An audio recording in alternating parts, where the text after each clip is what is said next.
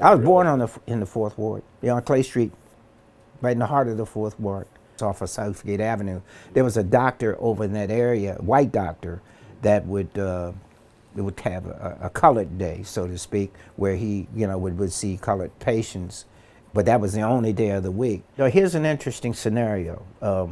I was born in Washington, D.C. at Freedman's Hospital, which is now where WHUR radio station is. However, the reason for that was because my mother was not allowed to go to the hospital here in Annapolis because she was African American.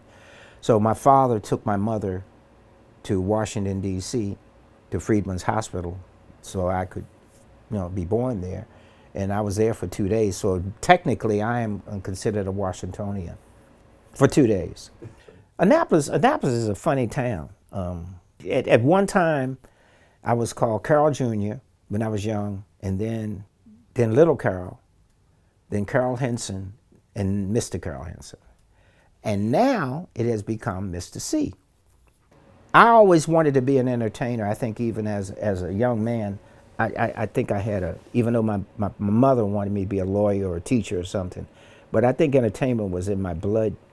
When I was a child, my parents would buy me stuff for Christmas, like magic stuff, and I would sneak people in my basement on the side door and charge them 5 cents or 10 cents to come in and see me work magic tricks. I got involved in like marionettes, puppets. Only had one of them, so I actually ended up making my own puppets, and you made the head out of paper mache and everything. And ended up getting a puppet theater out of a big box that myself and a friend of mine made, and ended up doing puppet shows, Hansel and Gretel, with all the puppets, and I would sew the clothes and everything. So the libraries were not integrated. The white library, as we see it, was up on the corner up there where the guy sells his flowers. I forget, the Reynolds Tavern? That was the white library. And so I would do puppet shows as maybe 10 to 11, 12 years old at the black library. So the lady who ran the white library heard about this quote unquote colored kid that was doing these puppet shows. And they asked me to come up to the white library to do shows up there. So my friend and I would take our stage and walk from Clay Street up to Church Circle and do puppet shows up there. But I never knew that I was going to be in entertainment. I always had that urge. I sang. I wanted to run away with a circus.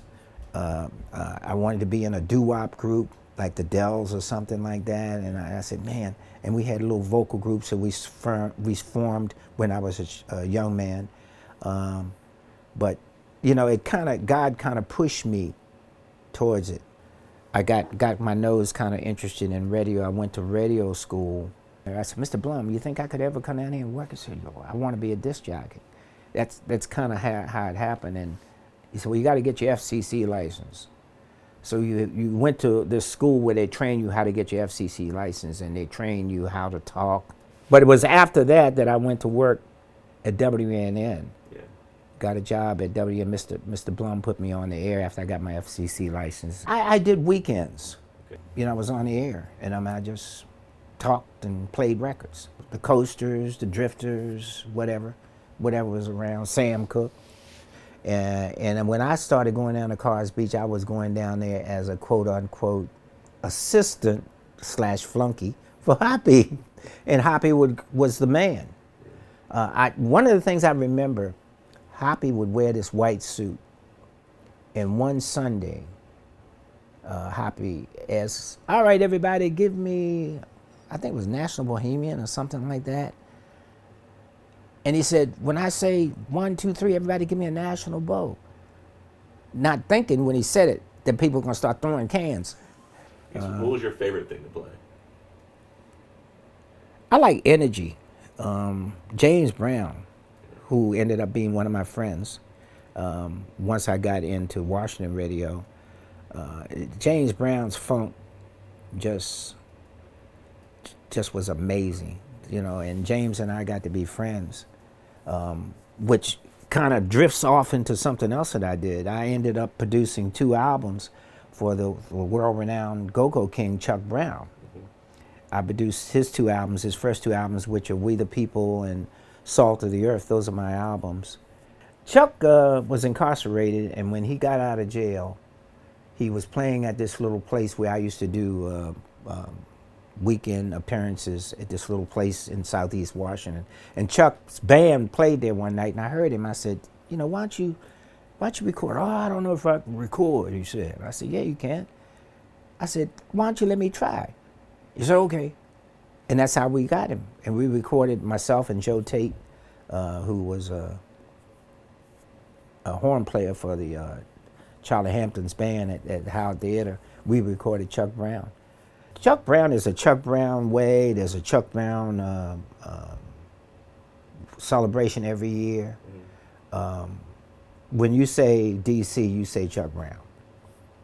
So the go-go thing started, that beat that you hear, the funky go-go beat started with us back in the day. My final thought is this. Retirement is not in the cards for me. Challenges are a part of my life. And as my doctors have told me, as long as you exercise and stay healthy and remain in a circumstance where you have challenges, you'll last. I'm not going to last forever. But I don't think until that day comes when I can no longer meet my challenges, I'm going to keep on pushing. Opportunities are not going to go away, but we have to learn how to blend ourselves into the opportunities. Annapolis is one of the greatest towns that anybody could live in. I mean, the weather is good here. People in generally are good, both white and black. I mean, it's just, you know. So my feeling is I'm here until God says it's time for you to leave. Yeah. That's it. My parents used to go shopping in Washington. That was a thing. And then after shopping, we would go to the Howard Theater. And I used to look at the marquee. I said, man, one day I'd like to see my face on there. And my face was on there while I was at WOL. I ended up as being the MC for all the big shows at the Howard. And I remember when I was a kid sitting there looking at the shows. They'd do a movie, then after the movie it would be a show. Then after the show there'd be another movie. So there'd be 2 big shows per day. And I said, man, one day I'm going to have my face up on that marquee. And there it was.